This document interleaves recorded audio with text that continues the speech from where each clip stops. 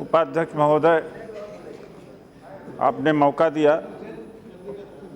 I will start from honourable member Kalyan Banerjee ji. He is doubted that why the income tax authority should be at all involved in the implementation of Act. I want to answer him that to train an officer or to create a department, it takes years and years, and it's not very easy to create an organization exclusively other than income tax to cater this new law which is going to be implemented. और लोगों ने भी कहा, अभी I would like to answer Mr.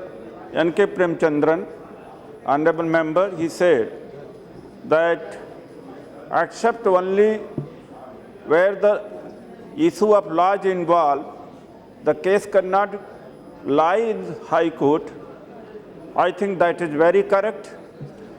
If on the facts, if the facts also, on the basis of the facts, one can go to the High Court, it will go on unending. There won't be any stoppage. Then the purpose of the act will be defeated. तो इस बेनामी transaction का जो purpose है वो defeat हो जाएगा। मैं इसमें सबसे बड़ी बात इसमें है कि मैं as a income tax officer देखा है कि थोड़ा बहुत बेनामी ट्रांजैक्शन को हम लोग भी पकड़ते थे। अब तो now comprehensive bill is going to कम।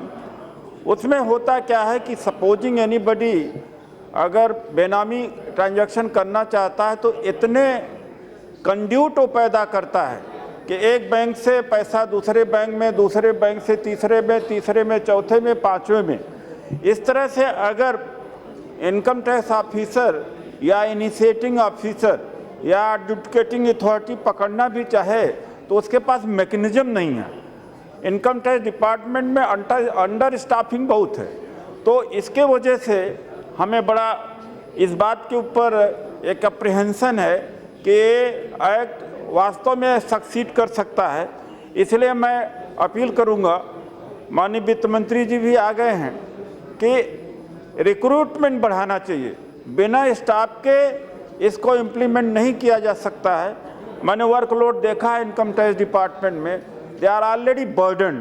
तो इतना ज़्यादा उनके पास में काम है कि अगर इस एक्ट को भी उनको दे दिया जाएगा इम्प्लीमेंट करने के लिए या मैनेज करने के लिए, तो ऑफिसर्स का स्टाफ की कमी बहुत होगी। इसलिए रिक्रूटमेंट भी होना चाहिए। और डिजिटाइजेशन, अगर डिजिटाइजेशन होता है तो बेनामी ट्रांजैक्शन को रोकना बहुत आसान हो जाएगा। तो उसका भी ध्यान दिया जाना चाहिए। और माननीय प्रधानमंत्री का और माननीय वित्त मंत्री का जोर है डिजिटाइजेशन पर, तो मुझे बहुत ज़्यादा इस बात के ऊपर कॉन्फिडेंट है कि गवर्नमेंट के एक्सचेकर में रेवेन्यू की बढ़ोतरी होगी, जिससे देश का विकास होगा, डेवलपमेंट होगा।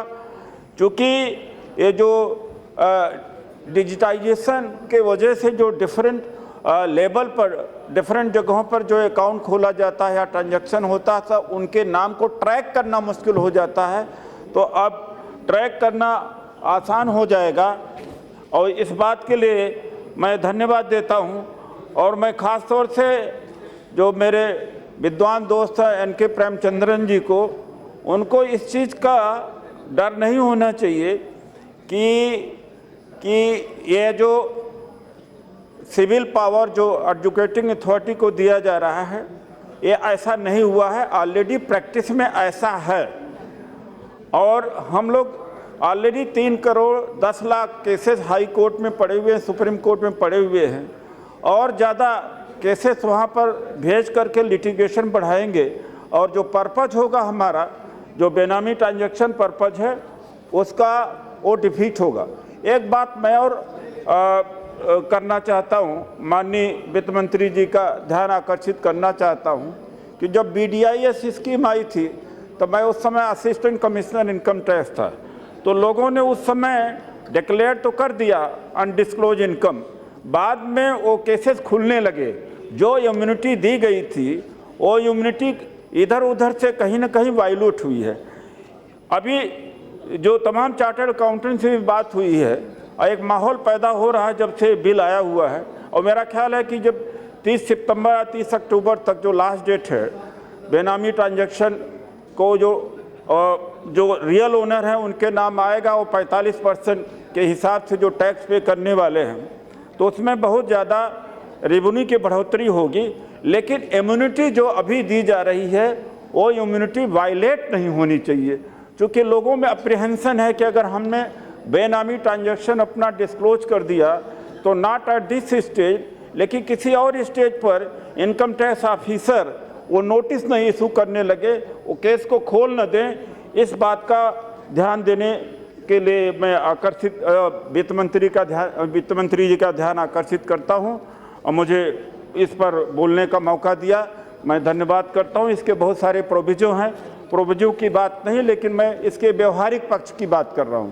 तो इसके व्यवहारिक पक्ष को अगर देख लिया जाए, और एक बात और मैं कहना चाहता हूं कि हम लोग बैठ कर के आम जनता किसी भी अथॉरिटी को, चाहे इनकम टैक्स अथॉरिटीज़ को, बड़े आसानी से ब्लेम कर देते हैं। हम जानते हैं कि वो, लेकिन ये ठीक बात नहीं है, परंपरा ठीक नहीं है। अधिकारी लोग किस कंडीशन में काम करते हैं तो उनको हमें इनकरेज भी करना चाहिए। और यह भी कहा जाता है कि हमारे यहाँ जो इनकम टैक्स अथॉरिटीज़ हैं या रेवेन्यू की अथॉरिटीज़ हैं, एक तरह से लाइबिलिटीज़ हैं। किसी ने कहा अभी कि अगर इन्होंने ठीक से काम किया होता तो बेनामी ट्रांजैक्शन होता ही नहीं, ब्लैक मनी जब पैदा नहीं होगी तो बेनामी ट्रांजैक्शन नहीं होगा।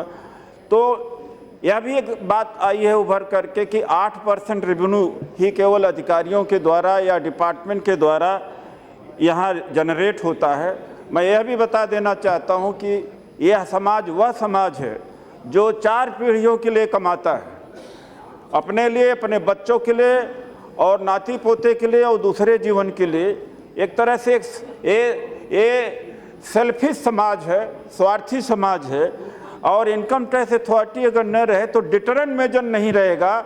और जो अभी 8% केवल जनरेट हो रहा है इनकम टैक्स अथॉरिटी से, 92% अपने आप या 90% हो रहा है, वो भी नहीं होगा, 90% भी नहीं होगा। एक भय है, एक डिटरेंट मेजर है जिससे रेवेन्यू आता, वरना यहाँ नहीं, वो भी नहीं होगा। तो इस बात का ध्यान दिया जाना चाहिए, क्योंकि इससे अथॉरिटीज डिमोरलाइज होती हैं। वो सोचती कितना भी काम कर लिया जाए, हम लोगों को तो ब्लेम करना ही है। पॉलिटिशियन भी ब्लेम करते हैं और दूसरे भी ब्लेम करते हैं, वो भी समाज से आए हैं, जैसे हम लोग समाज से आए हैं वो भी समाज से आए हैं। तो इस बात का भी ध्यान देना चाहिए और फैसिलिटीज़ भी बढ़ाया जाना चाहिए। जो फैसिलिटीज़ इस समय हैं, चाहे वो इंफ्रास्ट्रक्चर की है, वो पर्याप्त नहीं है ताकि ये एक्ट इम्प्लीमेंट हो और हमारे देश का रेवेन्यू बढ़े। खर्चे की तरफ हम लोग बात नहीं करते हैं और रेवेन्यू की तरफ बात नहीं करते, खर्चे की बात करते हैं। रेवेन्यू की बात करने में कुछ लोग डरते हैं। तो यह जो एक्ट है रेवेन्यू को इंक्रीज करेगा और हमारा देश का विकास होगा। धन्यवाद। श्री जयप्रकाश नारायण।